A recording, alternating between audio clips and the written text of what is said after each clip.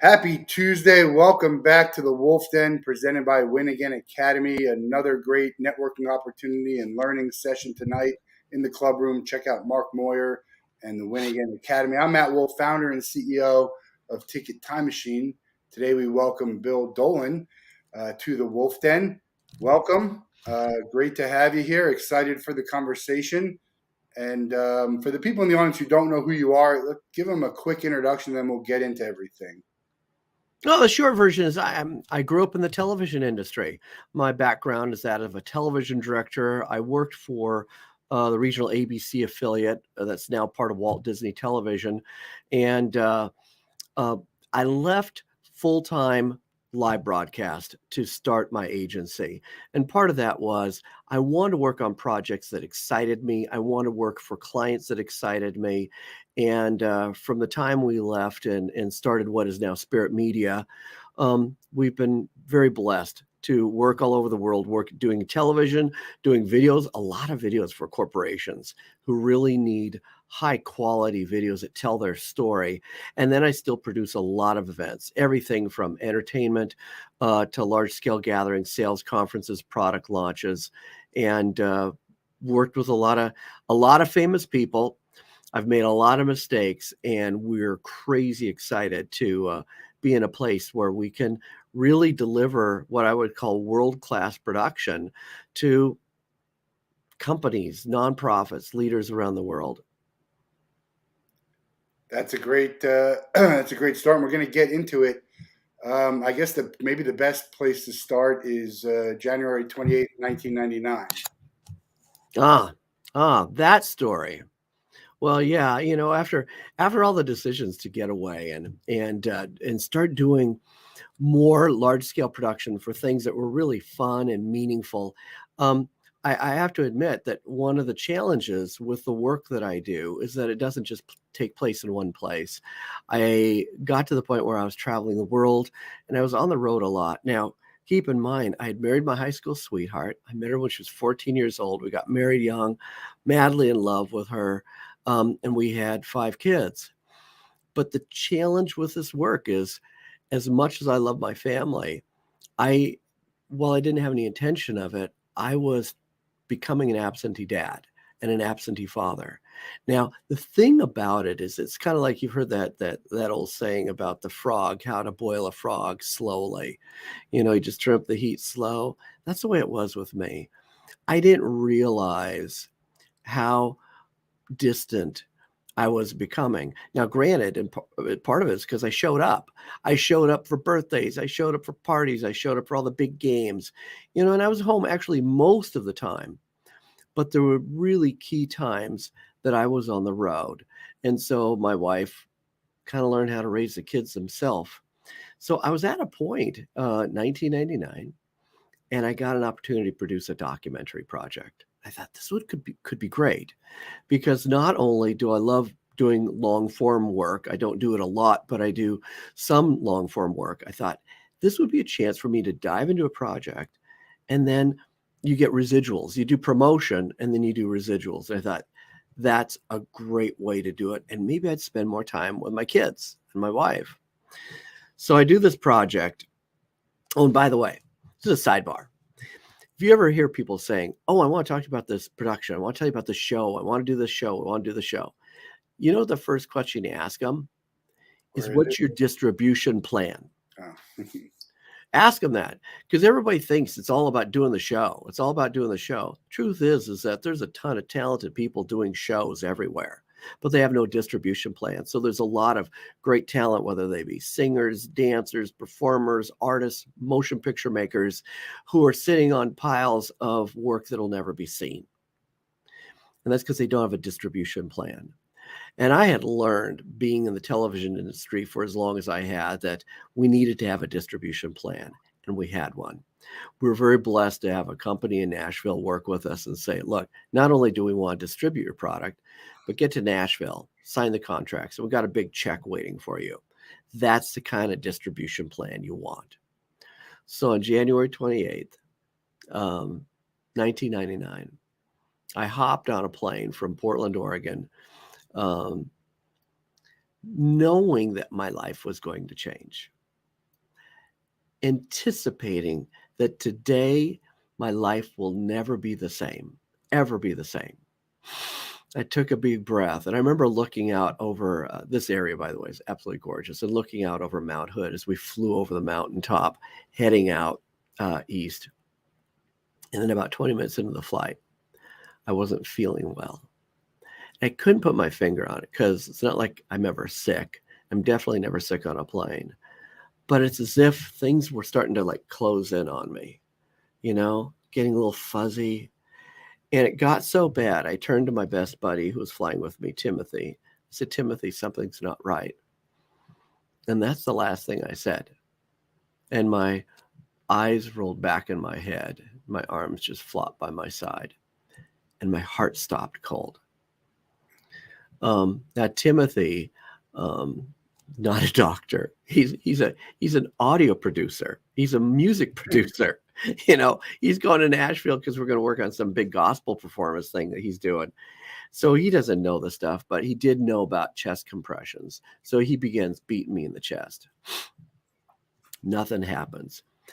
So then he picks me up. Now, Timothy is like built like an NFL lineman, so it was not a big deal for him. He literally picks me up, puts me in the aisle, and beats on my chest. At this point, everyone knows what's going on, right? Everybody's freaked out. Yeah. It's made quite a scene. And as Timothy tells me, now this is all Timothy's account to me. I'm not there. But he said I was pulling my fist back. He said, and I had made the decision, I'm going to break your ribs. I'm going to break your ribs now. And he pulls his fist back. And as he pulls it back, I take a breath.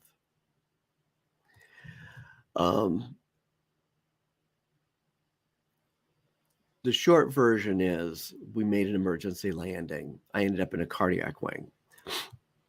And I ended up getting diagnosed with malignant neurocardiogenic syncope. In other words, malignant, you could die from it. Neuro's brain, cardio's heart, and syncope means out of sync. And it's something that happens to people. In fact, a real mild version of it is fainting spells. If someone faints, it's kind of like a syncope issue. But in my case, I had an extreme form where it would kill me if it was untreated. And they don't know what causes it, but they do know how to prevent it. They put a pacemaker in your chest. And so I was scheduled for surgery, and they put this pacemaker in my chest right here. I now am on my third because I have to change them for batteries and updates on technology. But this little baby went in my chest, and I'll say kind of to abbreviate the story, because I actually end up writing an entire book that talks about my story and about how it relates to relationship, how it relates to marketing, how it relates to business. But the short version is this. I had a profound after-death experience. And after that pacemaker went in my chest, it had to intervene on the average of about 6 times a day. And there are few things more motivating and exciting and will stir in you a sense of gratitude than the recognition that today could be your last day. Yeah. And the joy when you wake up the next morning with the privilege of saying, I have another breath. I have another day. And then to ask the question, not only with this gift, how am I going to use this gift to make a difference in the lives of others? And that's Matt, that's changed me. I'm a crazy man now. I am giddy, excited to be here with you. I'm giddy, excited that I have the privilege today of taking another breath. And I'm giddy with the knowledge that there's a reason why we're here. And I want to celebrate that. And that's really the nutshell, but I go into it much deeper detail in the book. Yeah, I lost my father when I was 29, and I always lived a life of trying to do what makes me happy because you just never know. But that was a real moment. He wasn't old; he was in early 60s. That was a real moment for me to say, who knows how long we're going to live. Let's live and do what makes us happy. And I asked this. I talked to John O'Leary. I had him on the show, and I asked him this, like, because he has a lot of gratitude. He almost lost his life. If you don't know his story, I encourage. We're going to put some clips out. But why? And I'm still guilty of it too. Why do we wait until something crazy happens, and not even necessarily to me, to you, to someone else, when you just see stuff, these stories, to get that feeling of gratitude? Yeah, I would agree. It's a great question, and I think part of it is that it's partly the way our mind works, that things that become familiar lose, they fall off into the subconscious. For example, we have autonomous behaviors all the time, like we breathe. We've been breathing through this whole show. Hopefully anybody watching been breathing too. But they didn't stop and go, okay, I'm breathing now. And if you don't stop and realize that you're breathing, it means you don't get to do the other behavior, and that is thank you for this breath. That's why the idea of gratefulness is something that has to be deliberate. And if someone like you and me, look, I'm a 2x4 learner. Through most of my life, my greatest lessons have come by a 2x4 to the side I had to wake me up. But hopefully you don't have to do it more than once. And when you do, that becomes a life lesson. And this particular one, there's still a lot of life lessons I have to learn. But this particular one, I hold on to, because I literally get up and I go, thank you. Yeah, Thank you. When you talk about birthdays, my mom celebrated a birthday, and I said, we're getting older every day. That's the goal, right? Getting older every day. That's the goal. We wake up, and that's a good thing, and we keep going until we can't go anymore, or maybe it's not worth going anymore. But yeah, it's everyone always thinks. So I think it was Robin Roberts who said, if you get into a room and you start putting all your problems, right, and struggles in the middle of the room, you're probably going to take yours back instead of other people's. Yeah. No, there's no question. And look, are there things that are tough? Of course there are things that are tough. But I'll tell you, there's another mind shift that's happened for me. And part of it just has to do with obviously that life experience that has filtered everything in how I process information. But it also is just a product of living a life where you've experienced tragedy and triumph. And you recognize that tragedy has brought so many rich lessons. And we run from tragedy and we run from hard. But yet the greatest opportunity to grow, the greatest opportunity to learn, the great opportunity to build wisdom has come in those tough times that we run from. In fact, it's interesting, we in the marketing world, I think about all my years in advertising and doing a lot of commercials. One of the secret things we sold was a life of ease. In other words, your life is going to be easier. Your life is going to be better. Your life is going to be this. And when in fact, while ease might be something that we seek or we're sold, it is the person we come through the hard that becomes the most fulfilling aspect of life. In fact, there's a great story. I wrote about it not that long ago on LinkedIn. So if you don't follow me on LinkedIn, check it out. I'll share some of these things from time to time. And the story goes, and by the way, inspired by a dear friend, Alan Stein Jr., who wrote the book, Raise Your Game. He was a coach and has worked with some of the greatest athletes in the world. And he was telling the story about a sports reporter who was interviewing Muhammad Ali. And obviously Muhammad Ali's at the height of his game, man. He's just like kicking. He's in fabulous shape. He's, winning all this. He's a champion of the world.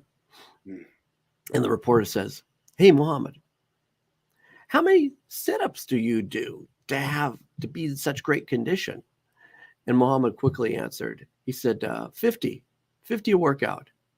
And the reporter said, that seems like kind of a small number for that. And Mohammed responded, he goes, yeah, but I don't start counting till they get really hard. It's good. Makes sense. And it's a life lesson, I think, for all of us, that we work so hard to avoid the hard.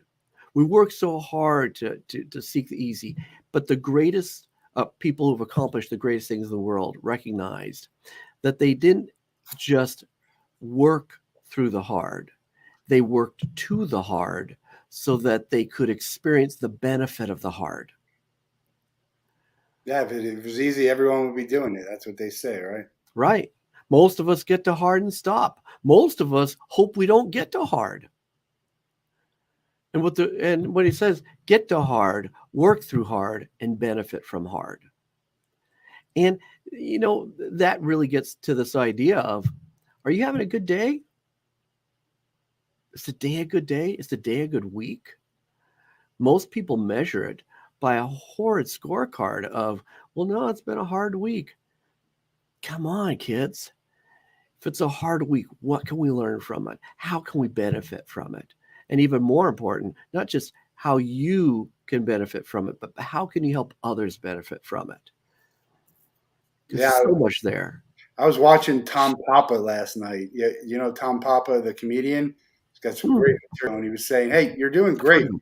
Arguably, we're doing better than anyone's ever done in the history of the world, comparatively speaking. It's a great stand-up bit that I think kind of speaks to a little bit of what you're saying. He says it in a very funny way, but a lot of it makes sense. These are life lessons that, okay, it's all common sense, though. It's like it's all this, the majority of the stuff that we need to know, it feels like it's common sense, and it seems silly that we need to hear from someone else to actually go through with any of it. I agree. I think it is at its core common sense, but it gets diluted when you consider that there's forces in this world that want to sell us something else.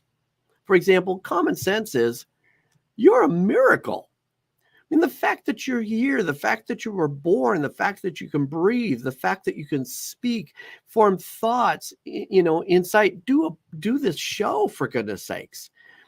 This is like a miracle and a wonder. And it says a lot about who you are as a human being.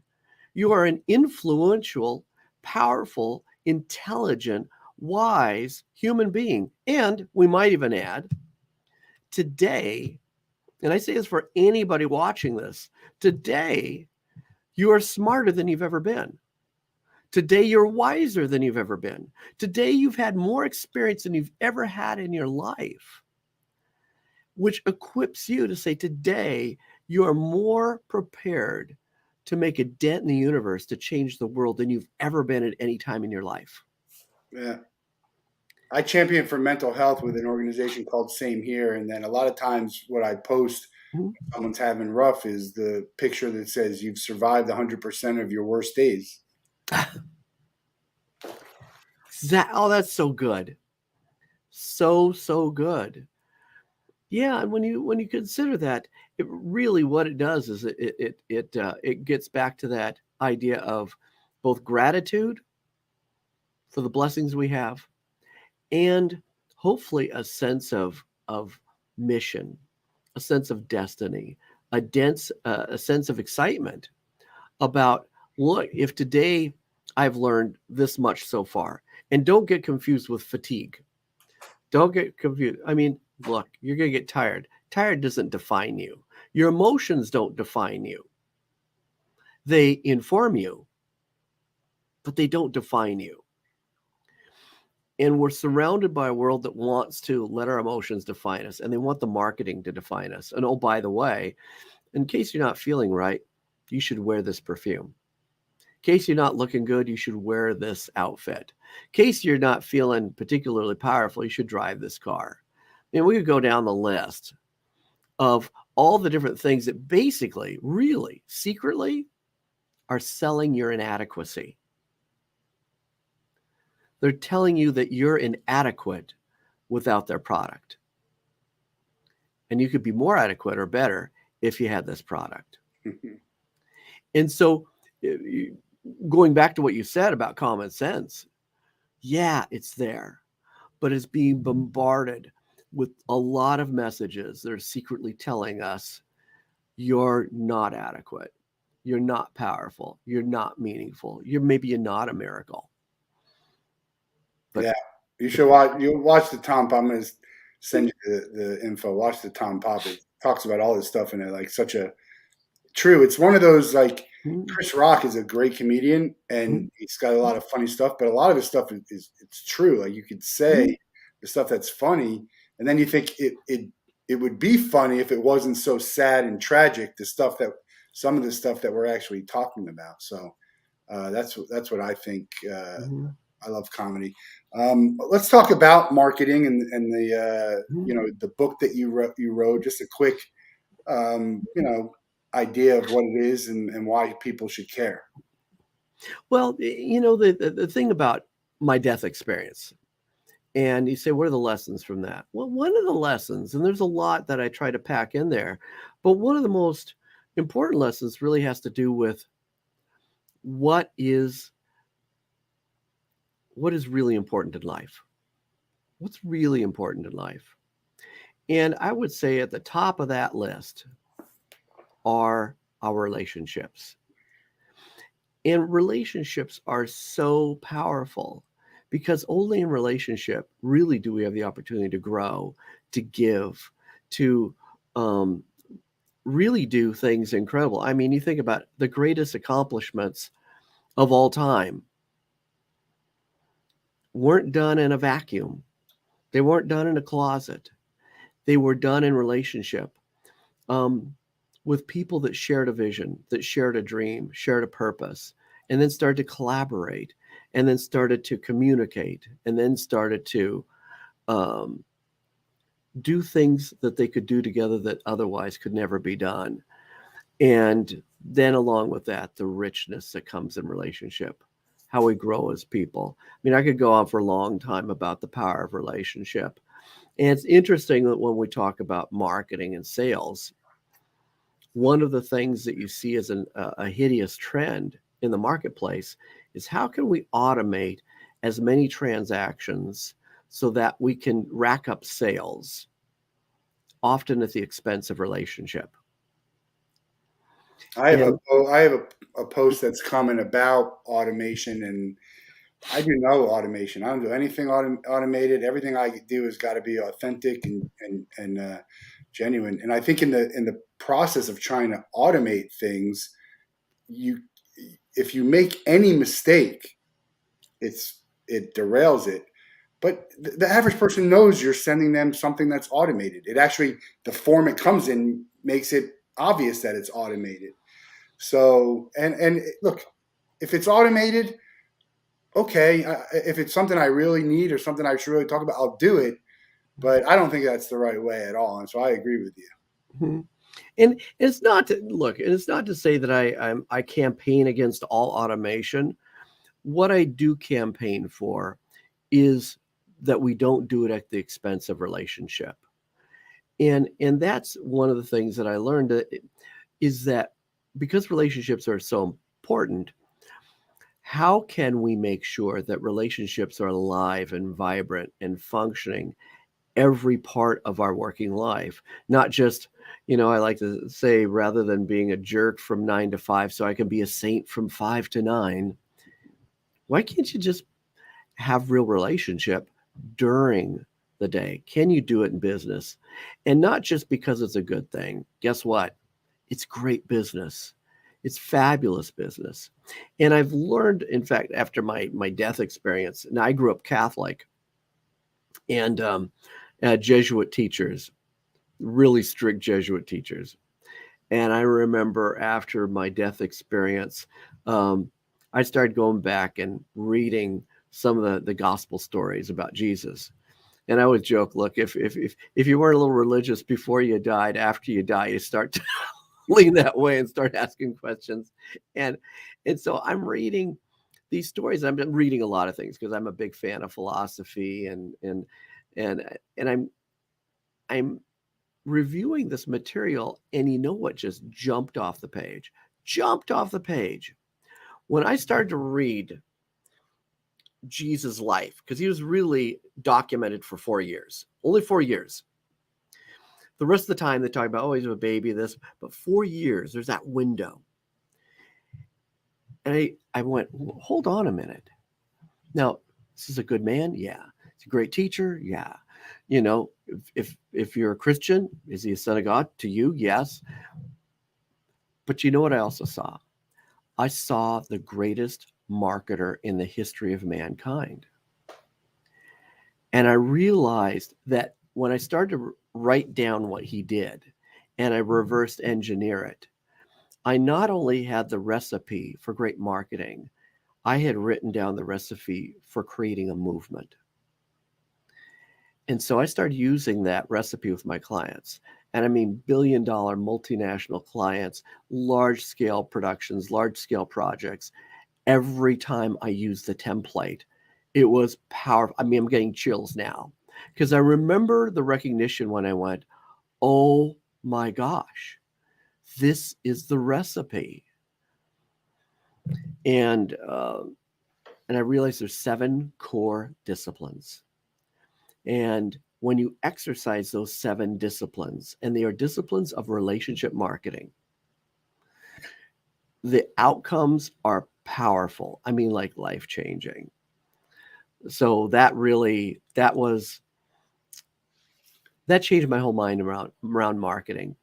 But when you were on the plane, you blacked out. You don't have any recollection of what happened, and you didn't have any like I was in a dream during those moments, right? I mean, it was just you blacked out, you came back, and life moved on. No, I remember everything.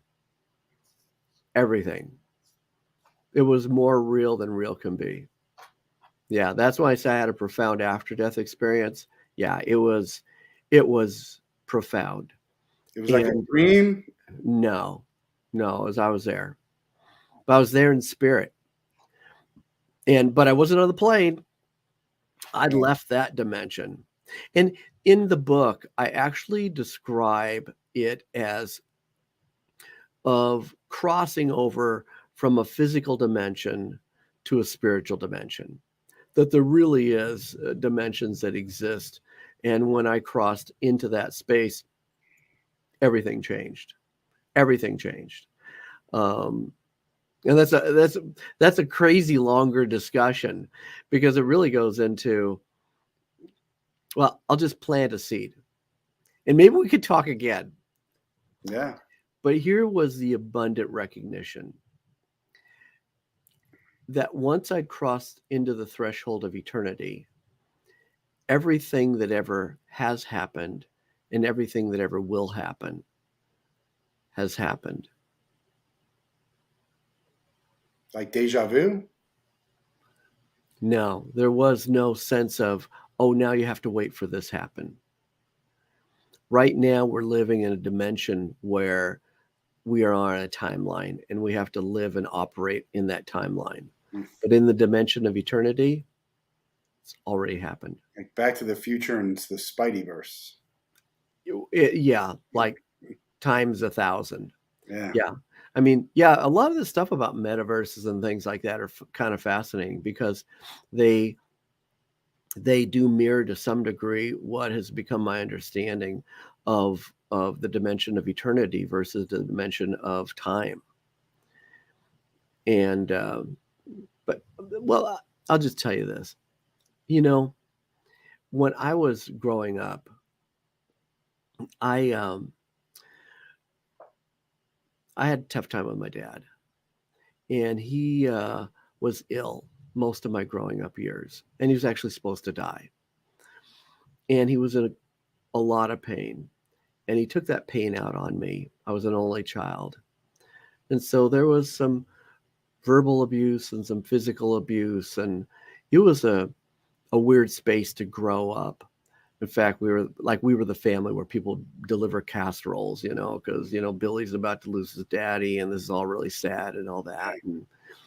And, so I grew up in that space, and it didn't, I suppose it made me more empathetic, but it also made me really angry. So I'd gotten to the point where I just hated my father. I hated all that whole stuff. And I pretty much had this perspective too that a lot of times we superimpose what our parental or authoritative experiences are on God or our perception of God. And so even though I grew up Catholic and people would talk about heaven and, all these good things, blah, blah, blah, I can tell you secretly, I did not want to meet God. Under no circumstances did I want to meet God because I was convinced that if I ever came face to face with God, he was going to put his finger in my face and tell me, you are such a disappointment. You really failed me. You really are a screw up. Why? You go down the whole list. I was convinced that my father's words were God's words about me. And I had now believed them about myself. However, I get to that morning on January 28th, 1999. And when my eyes rolled back in my head, I crossed that threshold of eternity. And instantaneously, I became face to face with God. And I was overwhelmed with the sense of love that I felt. I mean, overwhelmed. And it's as if I looked to the left, and his persona and his love was as far as I could see and imagine. And I looked up, and it totally was as far as I could see or imagine. I looked to the left and the right, and I realized that God's love for us is as eternal and deep as he is eternal. But there's no end to it. And I was so consumed. You think that's the case for all people, the bad people, the people doing terrible things? I do. I really do. Why? Why? Because I think all of us are screw ups. I mean, we all make mistakes, but there's levels. I mean, there's people who are good people and people who are bad people and do bad things. But you think God loves all of them.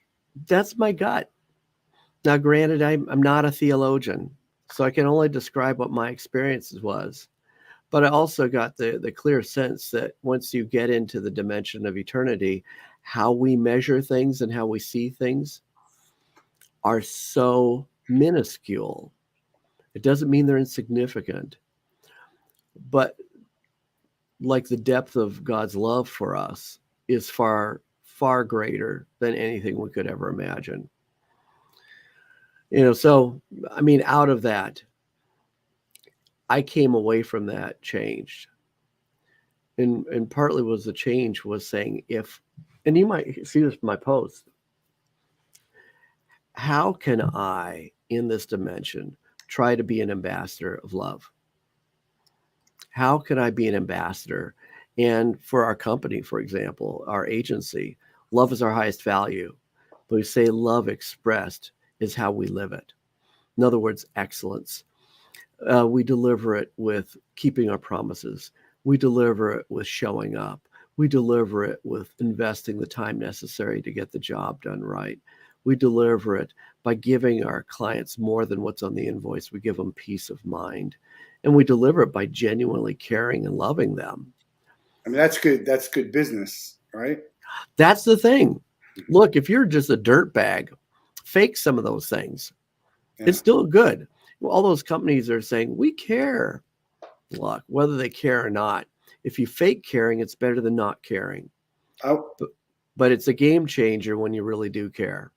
Yeah, I mean, I think a lot of times you can tell who's genuine or not, but there's a lot of people who are, virtue signaling out there, and it's a problem lately. I want to go back to this, and I'm not a religious person. I'm Jewish. I don't even believe in God all the time. Who knows? That's for another conversation. But if God loves everyone, Mhm. what's the incentive to be a good person? That's a good question.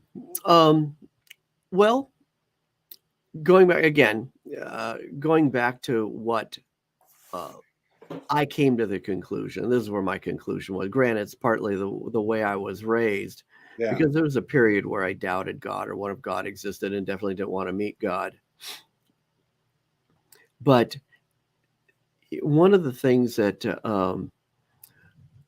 the Pharisees asked Jesus, they said, there's the law and there's all these different things. They were trying to trap him. They said, what's the greatest? Oh, what's the greatest of all? And he said, it's simple. He said, love God with all your heart, with all your soul, with all your mind, with all your strength, and to love your neighbor the way you love yourself. Now, I describe that as 360-degree love. And if you genuinely love, your focus is on what you can give, not what you can get. If you start loving and trying to be good because you find out that you can get away with more or you can get more, that's transactional. That's not love, and that's not relationship. So you can get away with a lot of crap if you live in a world of transactions. But I think what I learned is that the divine is not about transactions, because in the big picture, you can't do enough good things or whatever. I mean, you could, if you're measuring it against somebody that's a rapist and a serial murderer, you can go, wow, I feel really good about myself. Mm. But the truth is, have you lied? Have you ever deceived? Have you ever had a challenging thought? Have you ever gotten inappropriately angry? Have you ever said something cruel to somebody? Have you even thought about it? Did you flip somebody off in a car when you're driving to work? All those things, whether they add up or not, you can say, well, those are tiny things. Look, in the big picture, we're all flawed. Mm-hmm. And we can make ourselves feel better by saying we're less flawed than others. But that whole mindset is about scorecards and transactions. And what I experienced is that it's not about transactions. It's about relationship. But everyone now in the networking world and the marketing and the sales, it's all about the relationship, and we're going to try and build a relationship. I think it's not a secret, and everyone's trying to do it and say, let's try and build a relationship. Sometimes you just have to. I have to build my relationship as we're moving forward in the conversation. What do you think about that? Absolutely agree. In fact, I quote a friend of mine who wrote a book called Transformational Leadership, and he coined a term called relational. And it really is a combination of the word relationship and transaction. That a relationship, we start a relationship usually because there is something we want to get out of it. Now, if all we're doing is trying to get something out of it, reminds me of a high school date, where you show up at the prom and the girl is saying, hey, watch your eyes. I know where you're looking, and in us in business, we're busy staring at people's wallets. And when you're staring at somebody's wallet, they feel it, they know it. And so there is a way that, yes, do we want to conduct business? Of course we do. Do we want to do things that are sustainable and grow our organization and pay our bills and pay our staff, and build a better life in this world? Of course we do. But do we want it just to be a transaction, or can we do it in the richness of relationship? Again, it really has to do with, it's a hard thing. It starts out with being able to say, yeah, we're about relationship, but relationship declared is different than relationship expressed and lived. And that's what we're really trying to get at, is cut the BS about what you declare and start living your values, live your purpose, live your highest aspirations, and put overalls on your values and put them to work. And when you do that, yes, you'll have transactions, but you'll do it from a heart that says, I honor you with the privilege of having interaction with another human being that is worthy to be loved, honored, and respect, not just sold to. Having a product or service that's good is the most important thing, right? That's the most important thing. And then how do you present it, marketing, branding, and customer service and relationships and all of that? Do people focus more on the wrong thing? They say, all right, I'm in a relationship and market this when they should be focusing more on the product or the service? Oh, it's a combination. There isn't a, unfortunately, when it comes to human beings and relationships and business, everybody likes to say, oh, here's the one thing. There is no one thing. There's a bunch of stuff. Number one, for example, if you take the 7 disciplines, quick course in the 7 disciplines, the first thing of the disciplines has to do with a mission manifesto. I teach how to create a mission manifesto. It is the compass for your life and your business and your marketing. Look, you can have the best product in the world, but if you have no idea where you're going, that isn't the one thing. Or if nobody knows about it. Yeah, nobody knows about it. Or if you know where you're going, but you have nothing to offer when you get there, that's not good. There's a lot going on. So there's a combination of elements that play into this. So when we do the 7 disciplines, we help people create clarity around their purpose, that compass that says, why am I doing it? And I ask tough questions like, why are you here? What is the thing that is the most fulfilling to you? What's the thing that makes you cry? Seriously makes you go, holy crud, I get to do this. And it's all hard work. Because we shut down, especially guys, we shut down a lot of this emotional stuff because we just want to get on with it. Sometimes it feels like feeling and thinking and documenting and absorbing seems like such a waste of time unless you realize it's putting an anchor in the compass of your life to understand how you turn actions from simply conducting busy work to conducting meaningful work. And you only know that if you know it's meaningful. So we press for that. And then out of that, we press for the missions. Not one mission, but missions. Think of it like a military engagement where you'd say, look, we want to win the war. But what are the missions you need to do? We need to do the supply lines, cut off this supply line, make sure we have this, make sure we have that. Now, one of those missions, by the way, is I want to produce a superior product that makes a profound impact on the lives of my clients or customers. That's a good mission. Now, it's a mission in alignment with your purpose, but with that, then you're going to have, and a lot of people talk about missions and goals. This is when we create a mission manifesto. We show that mission and goals are connected at the hip. Because a mission is, what must I do to fulfill my purpose? A goal, now a real goal, is mission driven. It's not, oh, I want to look better. I want to lose weight. Gee, I should, blah, blah, blah, learn Spanish. It is attached to a mission. And instead of all those people that say, oh, I didn't get my goals done again. Well, guess what? If you didn't get your goals done, it means you didn't have a mission tied to it. And it's not purpose driven. So you're just pulling out stuff, out of the air to say, I'm a goal setter, which means it's useless if your goals are not significantly driven by a mission and a purpose. Yeah. So we really connect those pieces, and I'm passionate about it because the rest of the time, it's like like for example, people say, "What do you want to be?" I want to be happy.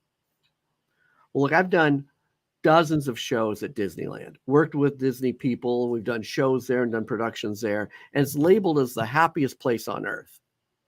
Happiest place on earth. Yeah. And here's the good news, bad news. So many people will think, why are you living? What do you want for your kids? Well, I want them to be happy. But let me tell you, when you go to Disneyland, with all the incredible things they do there, you hop on a ride at Disneyland.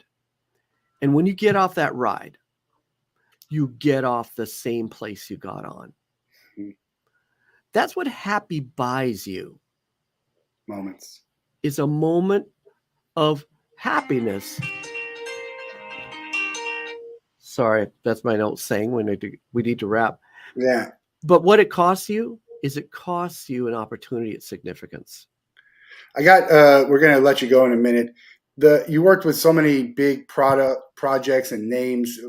What stands out as one that was the most meaningful for you? You talk about something that's meaningful and Mm, value.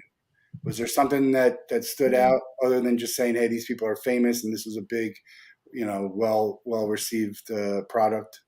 No, I can tell you there's a lot of clients and a lot of projects I've worked on that are fun, and they have been significant. I mean, I would say, the fact that I've been able to work with some pretty powerful companies that are doing a big thing in the world is very inspiring and exciting because it makes me feel like I can make a big dent if they're making a big dent. I mean, times that I've worked with large, I guess, well-known celebrities, you know, the Black Eyed Peas or Gwen Stefani, or the thing that's significant about that I use for my team is to remind them that while we look at the glitter and glam of a lot of things in the celebrity world, virtually everybody I have worked with is there because, yes, they were gifted with talent. Yes, they were gifted with some aptitude, but they're there because they've worked really, really hard, Went right through the heart. really, really hard, and the thing about working with people at a really high level presses you and inspires you for you to work at a high level. And so one of the lessons you hear about is, who you surround yourself with will definitely significantly impact the person you become. And when you surround yourself with people that really want to be the best, they want to work hard, they have an incredible work ethic, and they're driven by a higher purpose that says they want to make a difference in the world. There's power in that. There's power in the person you become by being Inspiring. surrounded by the best of the best. Yeah. We're going to let you out of the Wolf Den with the same question we let everyone go. You get 24 hours to spend with anyone in the world. They have to be alive. You can't be related to them. You've spent some time with some pretty, well-known and famous people. Who would you pick of someone that you haven't gotten to meet yet? And what would you guys do? And it could be anyone. It doesn't have to be a celebrity. I It mean, could be anyone. so it can't be my wife, right? You can't be related to them, and they have to be alive. Dang. Because I'll tell you, yeah, because if I could, it would be my wife and my family. But if it can't be them, Is there a I'd love to personality? I'd love to pull people from history. I would love to get into a room with all the greatest faith leaders of all time. Yeah, but we have to be alive too. That's the other thing. That's why it's Oh, they easy have to to be pick people that are alive. not around anymore. They have to be alive. It was someone who is alive. It would, oh boy. Oh boy. Um,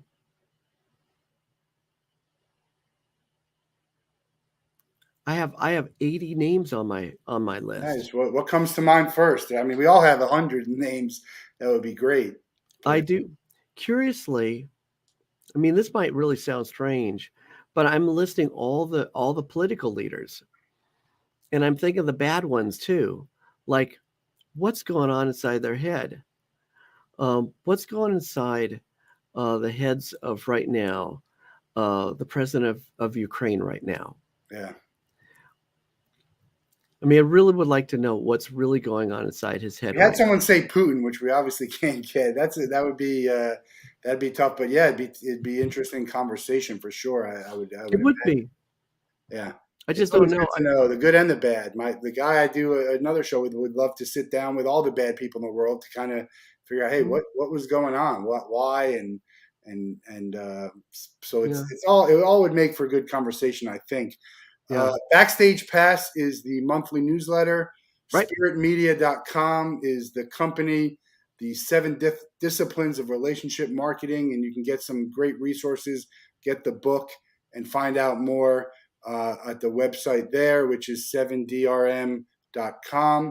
And we'll speak again. But Bill, I really appreciate the time today. It was a great conversation, and Great conversation, Matt. live every day like it could be your last. That's from the people who know it might have been.